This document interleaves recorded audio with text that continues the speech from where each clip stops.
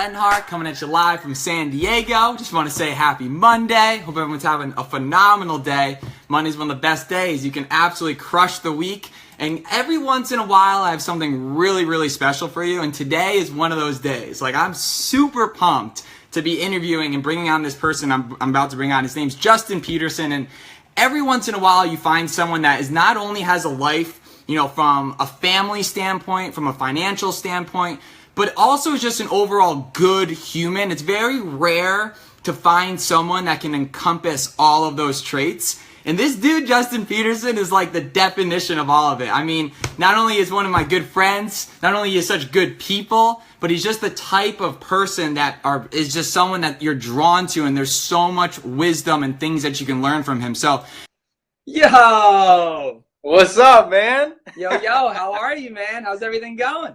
Oh, I'm doing great. Hey, have I done everything I need to do with Facebook Live in terms of like throwing it up on my profile before we dive into it? Yeah, I think you're perfect. Yeah.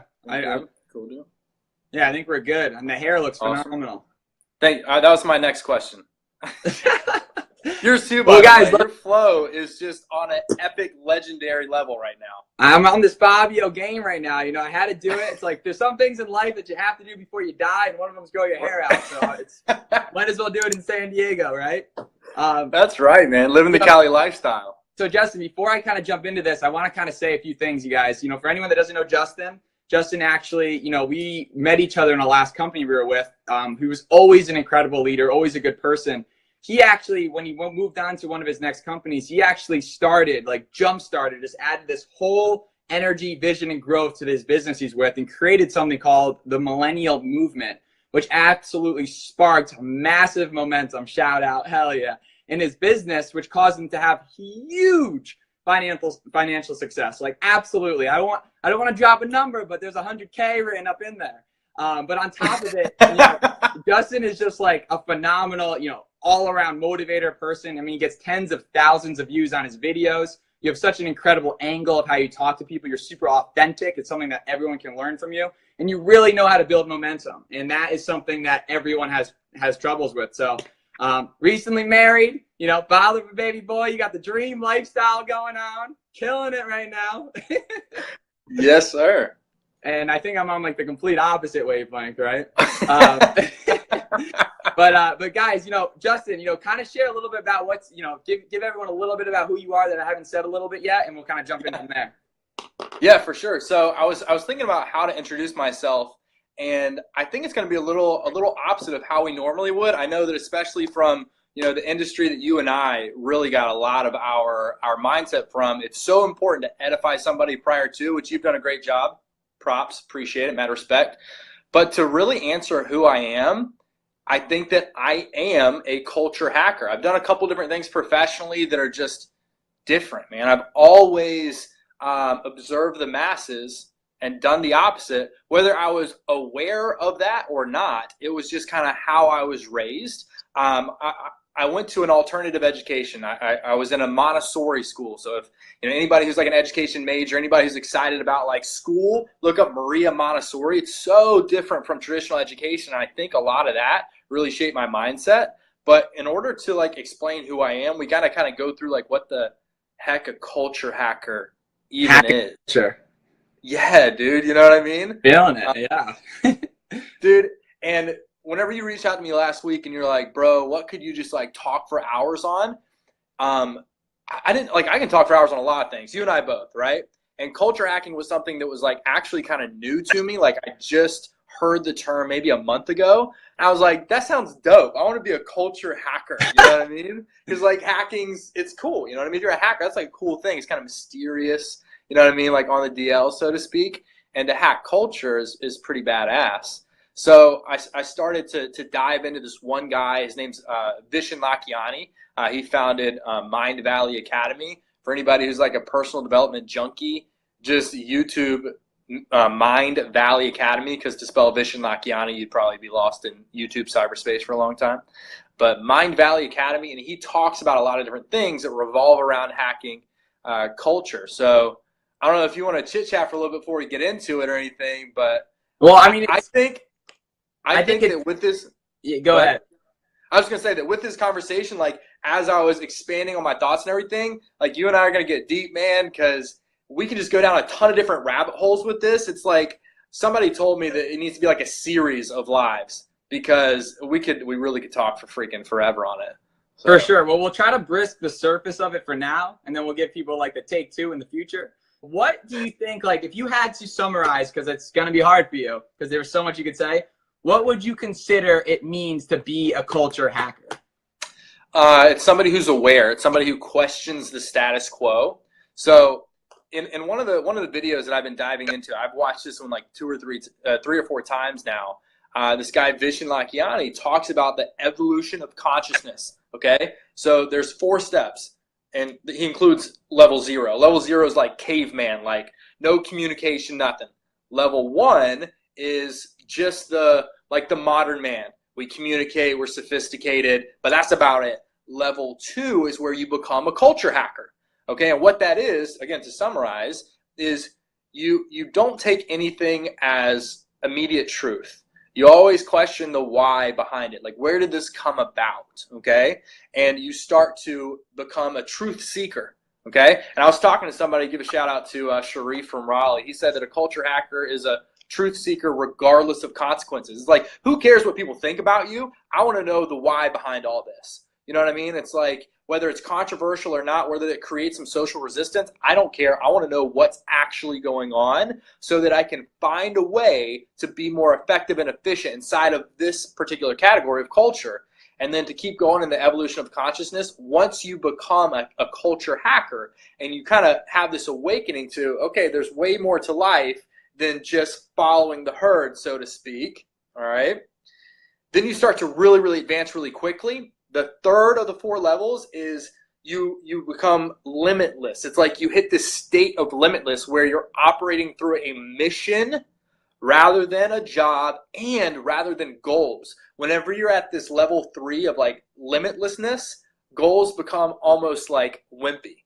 You know, it's like, oh, you got your to-do list, because you're almost like a servant to a higher purpose, which is dope. You know, it's like whenever you figure out like what you really want to do, what your passion is, and you follow it, you're on that level 3 or 4. And then the 4th one's like Gandhi, man. It's a godlike connectiveness. You know, you're just they say that there's about 5 or 6 people in the world at one time who ever hit that level, but a lot of people can hit it just in like fleeting moments, like through a really deep meditation, and sometimes even drugs can actually get you there real quickly. You know what I mean? But it's usually fleeting. So to sum it up, culture hacker is level 2 of the 4 levels of consciousness. You got to watch the video. It's so cool. And you just question everything around you to figure out why are we all doing that? Like, why does everybody go to college? Why does everybody work for somebody else? You know, just to use a common example.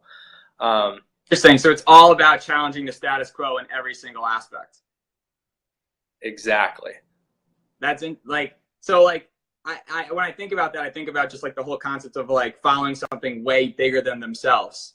Is that kind of like on the sense of like you see something to the point where like, because I know in my life, in my business, when I truly sold out and I had like this unbelievable clarity and vision, like you forget all the minuteness that goes into getting there. You just like almost like come out of your body and just do work because you're so focused on this vision. I know like that happened to me in our last company, and that's kind of what you were telling me a little bit that is happening in your company. Yes. So right there, you went from level 2 to level 3, because just by entering into the network marketing industry, the network marketing industry itself is a culture hack.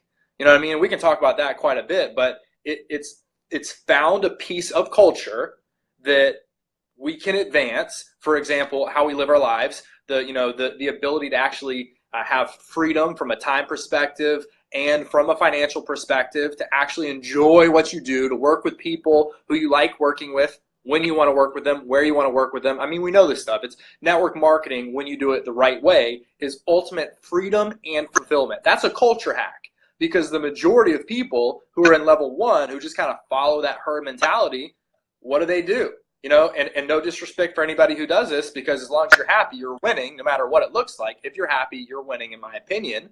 But most people, I'd say the vast majority, just get an education, then a better education, so that they're more qualified to work for somebody else. And that's what they do for the rest of their lives, because that's what everybody else does, because they never get to level 2 and question, why are we all doing this? And that's what a culture hacker is. That's interesting. And it really pushes people out, because when you follow the herd, I love the whole thing about, like, you know, you can't just be a sheep. You know, there's like a bunch of sheep running around, and then there's the one wolf, and he's running around like looking at everyone else. And that whole concept that when a lot of people are doing something epic and that one person moves off and does something else, everyone wants to criticize that person and make themselves feel better, which is totally normal. You know what I mean? Right. It's like when someone wants, on like a very simple level, if someone wants to watch a movie, and like all of your friends want to watch this movie, then this one person says, oh, I want to watch this other movie, and you're like, yo, bro, that movie blows, man. It's just on a super simple level, right. You know, down to the fundamentals. And it's like being a culture hacker is just about, like what you're saying, is about challenging every aspect of that, correct? Yeah, without a doubt. It reminds me of that one YouTube video that a lot of people use in like motivational training nowadays that went viral a couple years ago, of that one dude at a concert or like a music festival where he starts dancing by himself. Have you seen that? And he creates like this whole this mosh pit of people dancing. You know what I'm talking about? It's like, yeah, it starts with one dude. Everyone's like, dude probably looks like he's on a whole lot of drugs, and everyone's like, what is this guy doing? And all of a sudden he just starts killing it, and then one thing turns to another, it just explodes. I remember that. Yeah. One person comes along to two people, and then once you have three people, it's like a group, and then before you know it, it's like this compounding effect. There's herds of people coming in, and then he created this movement of people having a good time because he was aware of the fact that nobody's having a good time. They're sitting on their blankets, just chilling, watching the music. And he was like, man, let's kick this thing up a notch. I'm going to do something different. And he stayed true to it until he attracted everybody to him. I love that video. I think it's like the slow clap right there. Right. You wait until it's something like, come on.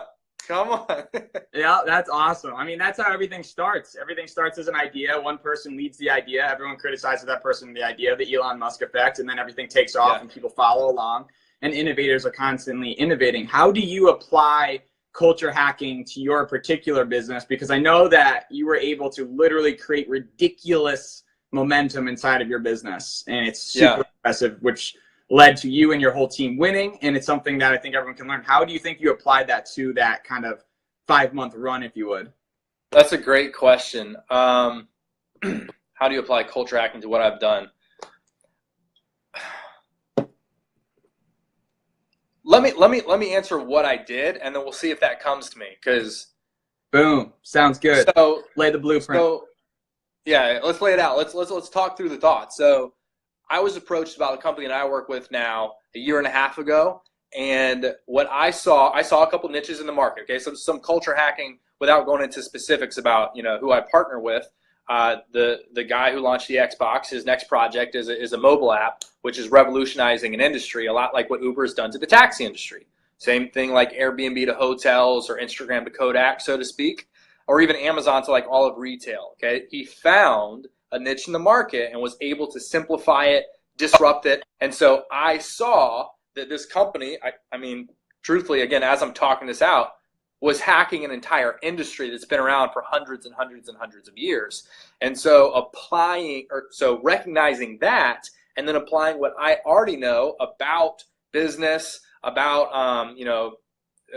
I guess like the American culture of business, which is just very, you do what everybody else does. I was able to say, hey, look, this is an opportunity for a lot of people to get to that next level of life. You know what I mean? This is like that springboard that if people really, really dial in and go from level 2 to level 3 and they like see this bigger mission and purpose, and here's the answer to the question, we found it out. I went from a level 2 to level 3, okay? I always knew there was something better. I found that something better. It gave me a vision, a purpose that I could then become a servant to. And what I did was I was able to put language to it. I was able to name it so that people could feel a part of it. And whenever that happened, we had a grander vision. And dude, without vision, the people perish, right? With a strong vision, dude, anything's possible, man. You rally enough people around one common vision, that's whenever, like you were talking about, you got in flow at your last company. It's like almost like this divine like power just comes into play and everybody just gets out of your way. You know what I mean? It's like everything just falls into place. So I applied the concept of culture hacking to what I did my first 5 months, which was really, really cool, man. I broke a 45-year-old company record. I was the fastest to ever hit a certain production rank. It gave me a ton of attention, and it's really, really been a blessing. It's changed my life quite a bit. I was featured in Success Magazine. That's my black and white right there, full play. Dude, it was cool, man. It's like some dreams come true. You know what I mean? Hell yeah.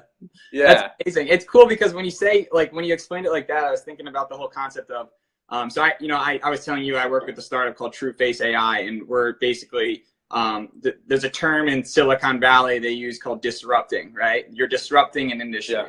And the founder of the company, Sean's like, don't use that term. It's too cliche. It almost seems like hacking and disrupting are almost along the same concepts. When you see something completely changing the game of it, you're unstoppable. And when people can rally behind it and feel that support, people want to do that because everyone wants to be a part of something. Everyone wants to have higher meaning and higher purpose. Everyone's striving for it every day. I think that's what truly brings big happiness. I mean, for the both of us, we're both kind of like the same personalities where we love to share with people. And we love hearing feedback from people because it feels like we're doing something bigger than ourselves. And do you feel like, you know, like one thing you mentioned, not to kind of turn it back a little bit, is one thing you mentioned about like your buddy who even started this whole juice bar, you know, even on a lower level, like how do you think that juice bar idea, and you kind of explain that, is an example of culture hacking? That's cool that you asked that because that was one of the things that I wanted to bring up. So I was talking with him. So this morning I was at his juice bar. It's called Raleigh Raw in downtown Raleigh. And I was talking to him, Sharif, the owner.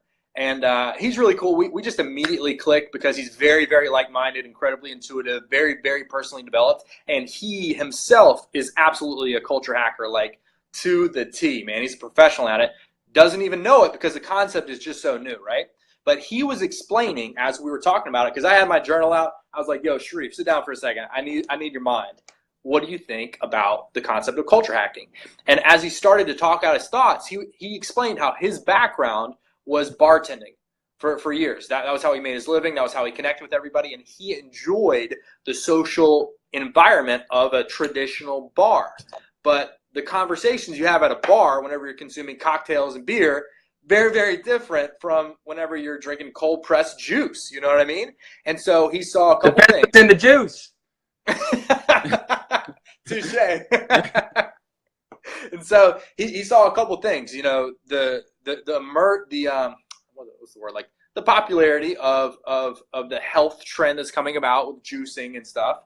That was one of his passions. He always wanted to become a business owner, and he wanted to emulate the culture of a traditional bar. So his juice bar literally is a bar. It's got a bar. It's got people behind it to serve you the juice and your food and everything. It's got bar stools. It's got some bumping music. He's got a subwoofer in the ceiling somewhere. You know, you got a little bit of bass, a little bit louder than most places, you know. But at the same time, it's a spot for people to come in and this really cool, like, alternative kind of conversations, very open-minded, progressive conversations can be facilitated in his shop because of the fact that he's hacked culture. He's brought people together, which brings up another thing. I was trying to ask myself, you know, like, what's the answer? Like, whenever you successfully are a culture hacker, like, what is that end result? And it's a subculture, right? So it's like you create a culture inside of culture, okay, that's different. Does that make sense? And what Sharif did with Raleigh Raw is he created a subculture inside of the grander culture. He created a juice bar of people who think like he does that attracted to him inside of the grander culture, which is everybody meets and socializes at a bar. See what I'm saying? Totally. He's a genius. Yeah, that's interesting. Justin, what do you think is for a good, like, you know, you've been in the game a while, and it's easy to kind of be someone like, what up, Dodge? Mr. Mad Dodge. Real quick. It's easy for someone of your stature to be able to jump on and just be able to talk about all this stuff because, you know, you've been in the game, you've been in thrill, but it took a long time for you to get to this point. You know, I like the quote, you can't compare someone's year 1 to someone's year 10 or year 15. Yeah. Obviously, you're only like years like 4 or 5, 6 or something. You're still like super young in the industry and everything. But what do you think are someone's first steps that someone can take that say is just getting into the idea of stepping outside their comfort zone, getting into a new industry? The first steps that you like almost guarantee someone has to take for them to eventually become a growth hacker? Yeah. Find the people who are where they want to be and have been where they are currently. I think that a hack inside of all of this conversation is just simply seeking the people who can give you the answers. You know, so many people try to make it so difficult. It's like they try to do their own research and, you know, they try to figure it all out on their own, which is so much mental stress and strain. It's like, you know, dude, don't make it harder on yourself. People have already been down the path that you're seeking to go down. So seek them and say, yo, what's the best way to do this? You know? So find those people, be humble enough, be coachable enough, drop the ego and just say, look, I want what you have. Teach me how to get there. Will you teach me how to get there? And if you can adopt that mindset of, I want to find people who challenge me, who can coach me, can teach me, and show me the way, and you follow, I mean, literally just grab onto their coattail. You know, that's where that term came from, is grab a hold of their coattail and let them take you across the path you want to go. If you have that mindset to start, you'll be fine. Yeah, and I think that the biggest challenge that any new person starts is just following the crowd and following what everyone else is doing, and like just getting outside that. And it's so hard to get criticized by your loved ones, right? Your loved ones, because typically, you know, a lot of times in society, you'll get super, super complimented when you get a job, right? You know, like, I got a job with 200 likes, like, I'm balling. But like, if you start your own business, like, it's like crickets. It's like, oh yeah, okay, good one, dude. Like, cool, man. It's just how it is. And you really got to literally be able to just look the other way and go to work and not care. And that's really hard for people. What do you think is the biggest kind of challenge mentally that you've had to overcome to build momentum in your business? I know you talked about the vision, but what do you think is like the hardest thing for you personally that you had to kind of overcome? What you talked about, the misunderstanding from loved ones. My immediate family is one of the most supportive groups of people I've ever been a part of. They've always believed in me from the get. Extended family, different story. Some of my best friends are no longer friends, you know, because they didn't see it, you know, and it wasn't just they didn't see it. It's like they didn't even agree with it, not even know what the heck it was. So biggest challenge was going from inside of the herd where everything's comfortable, you're protected, you know what I mean? It's like it's warm and cozy. Because it goes back to evolutionary psychology where, like, back in caveman days, you wanted to be accepted. You want to be homies with everybody because no one's going to mess with a herd of humans.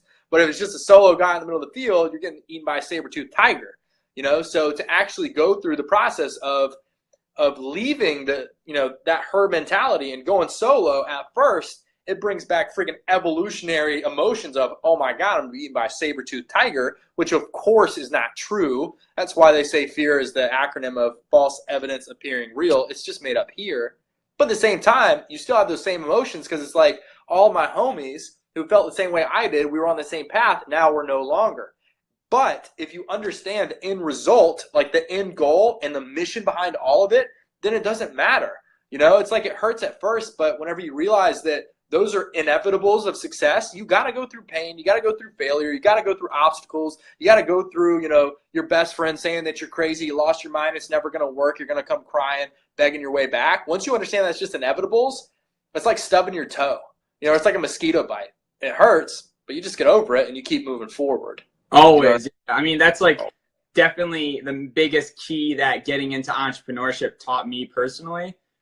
Learning, like, look, like, yeah, it sucks when you lose like your, what you call your homies, right? Because, you know, they're all sudden like, you know, killing your dreams. You're like, you're out here trying to like, you're trying to build a castle, and everyone's just like, no, like, get down. But when you start meeting new people, like people that are just completely new people that are more in line with your vision and your ethics and your passion and your purpose, like, it just absolutely makes you feel some type of way, like on a whole new level. You just start surrounding yourself with just quality people, you know, people that bring you up, don't push you down, people that contribute to ideas, people that are crazy enough to think that you can actually do it. Like, that's one of the hardest things, is just having people whisper in your ear every single day, you can do it. Because, you know, like, it's so easy to give up. It's so easy to throw in the towel. It's so easy to just, you know, say, screw it. You know, I'm going to go get a serious drug habit and just rage for the next 5 years and come back. It's easy, but it's also hard to get out of that. So, you know, both ways, it's hard to live that type of a lifestyle, but it's also hard to live that. So you said one thing, you kind of talked about failing fast. I love that subject. It's like my favorite subject. Like, that's even awesome. Do you agree, like, even if someone personally developed their face off, until you get out there in the field and make calls, make moves, make things, you're not really gaining much stripes. Like, what is your thought on kind of learning from your failures? Yeah, I love the quote that says that knowledge without application is merely entertainment. Like, think on that. You have all this knowledge, you're reading all these books, you're studying, becoming an expert on it, but if you never apply it, then all of that studying was just to pass the time. It was just entertainment. It's the same as watching a movie. It doesn't create anything new in your reality. So the only way, you see what I'm saying? Huge. That's huge. That's huge. It's huge. And so I always think about that because I enjoy personal development. I love the feeling I get from reading a new book that's teaching me something new. But I always got to remind myself, all right, this feels good, but it's completely pointless if I don't actually go and do anything that I learned from this book. So yeah, man, you gotta what do they say, grow through the failures rather than going through them. Grow through them. Again, I'm dropped this guy's name multiple times, Sharif from Raleigh. He was talking about a book called The Obstacle is the Way, which I haven't read yet, but it's on my reading list. The obstacle is the way, talking about the things that you think are holding you back. The things that are roadblocks are actually exactly where you need to go through to get to the levels you're trying to get to. That's my interpretation of a book I haven't read, but I'm pretty sure I've based off the title. Yeah, it's probably something. That goes hand in hand with the quote. Like some people are in a prison without bars. It's like, have you ever seen that picture of the elephant that is his whole life he's been chained up to a tree and he can't move the tree? Yeah. And then as like a 4-year-old elephant, he's just chained up to a chair, which he could easily just send, but mentally he's broken. So it's interesting. Yeah. It's hard to get out of that chain cycle. Very hard. You mentioned that book. This is a hard one. The twins, shout out to the twins, Casey and Kylie, I love y'all. They mentioned this asset. Out of every book you've read, is there a certain book that kind of comes to mind that like you would recommend to anybody? Yeah, The Compound Effect by Darren Hardy. I think that book is just like, if you're just getting into a different frame of mind, if you want to go to that next level, if personal development itself is something that's new to you, The Compound Effect by Darren Hardy is just the perfect place to start because you apply it to every aspect of your life.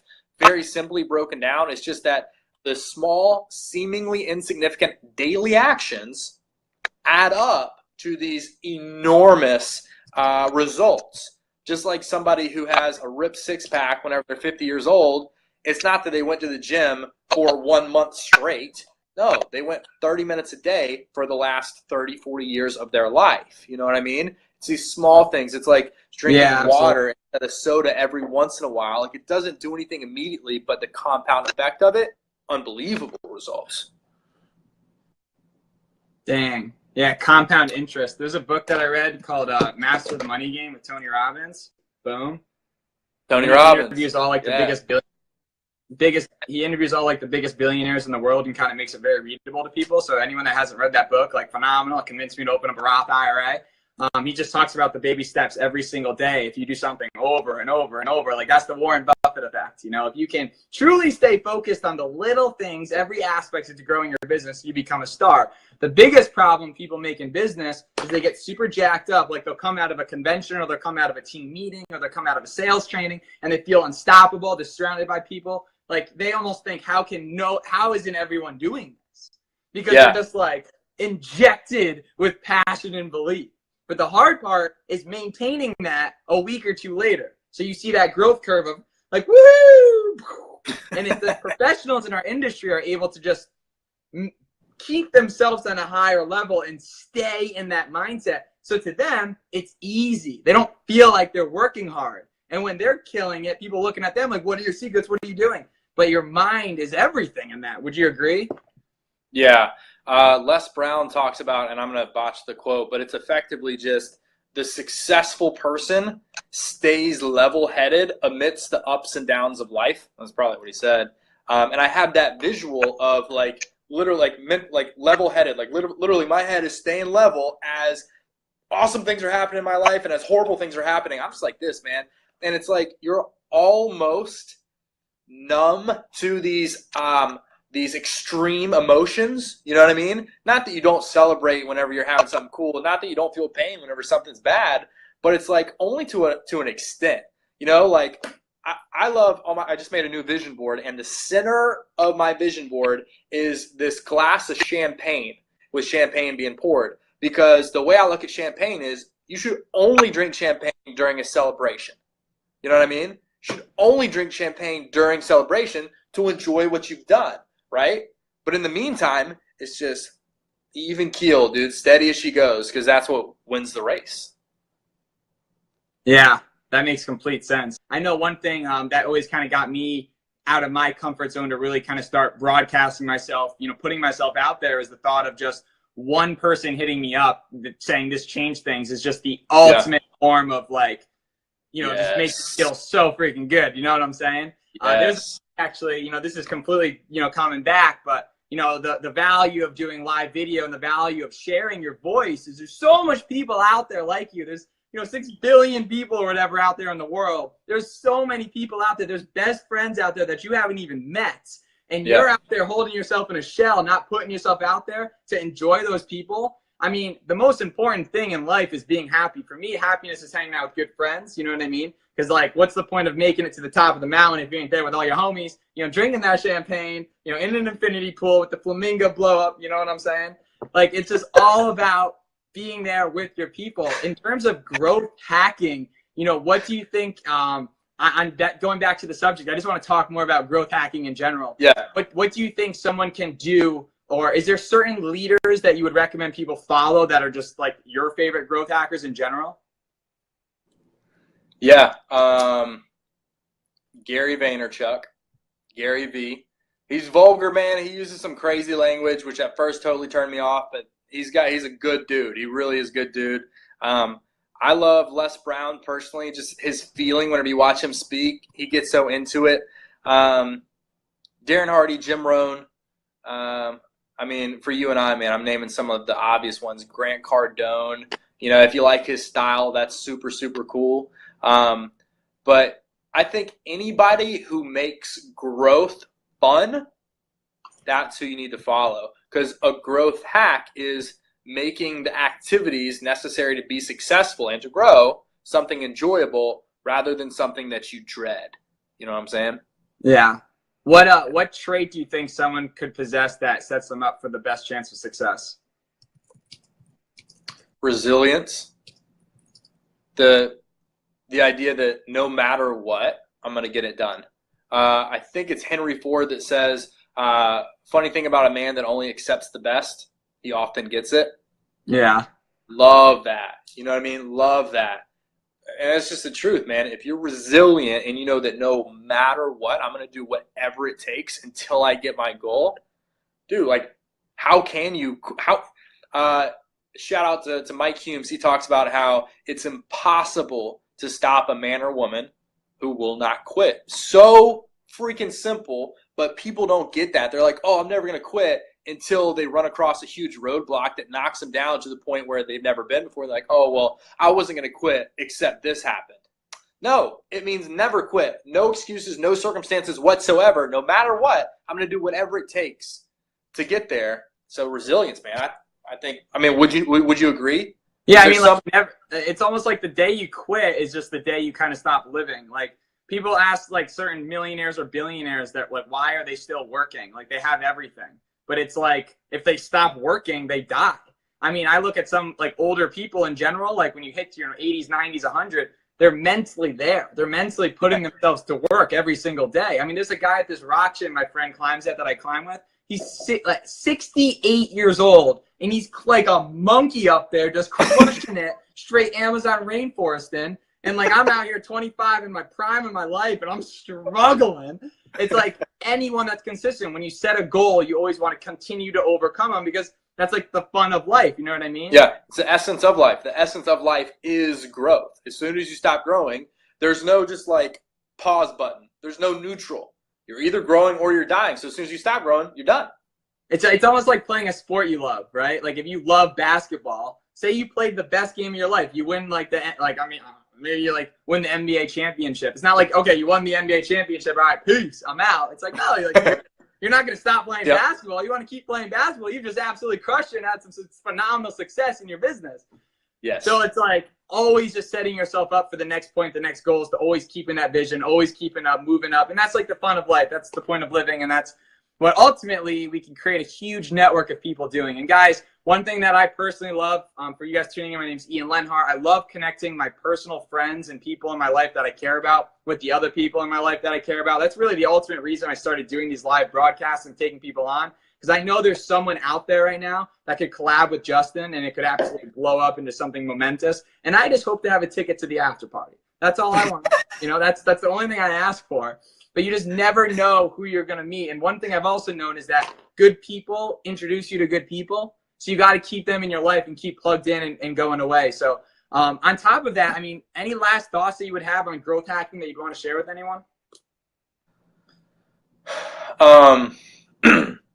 Yeah, I think a quick shortcut to becoming a culture hacker, to living your divine purpose, you know what I mean, is two things. Number one, it's awareness of the fact that you can question everything and it's okay, right?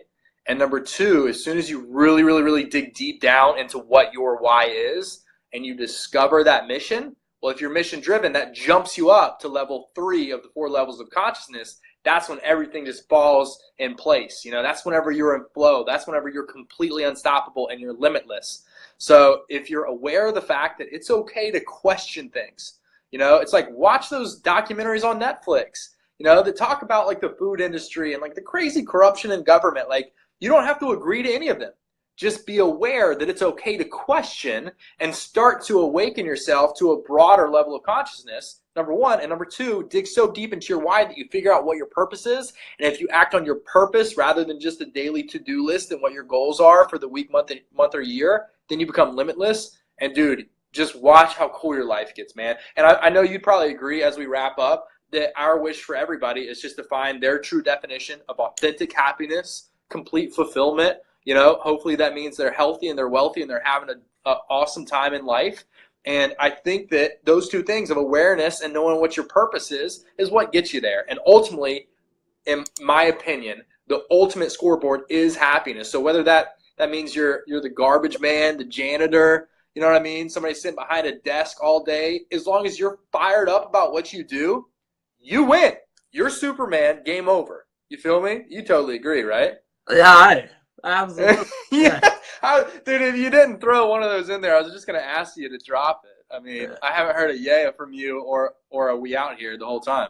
I'm sure completely out here, just on a whole nother wavelength. Make sure you reach out to Justin if you guys, you know, find any reason to collab in any sort of way. Make sure you follow his stuff. He's amazing. He's got big plans, big moves in the future, and he's an overall good dude. And I know, like, you know, we both feel the same way about each other. It's just the fact is, when good people collide, good things happen. So, guys, thank you so much for tuning in. You know, I think that's all I have right now. Anything else you want to say, Justin? Last thing we'll ever do? Dude, thank you for having me on. It was so much fun. I was expecting this to be like being interviewed by Stephen Colbert. The funniest, most interesting conversations ever. Props to you on what you're doing, man. I love watching your lives. Thank you so much, Justin. And so with that said, guys, we appreciate you. We out here. Please share this video if you got value. And with that said, keep it real. We out. Peace.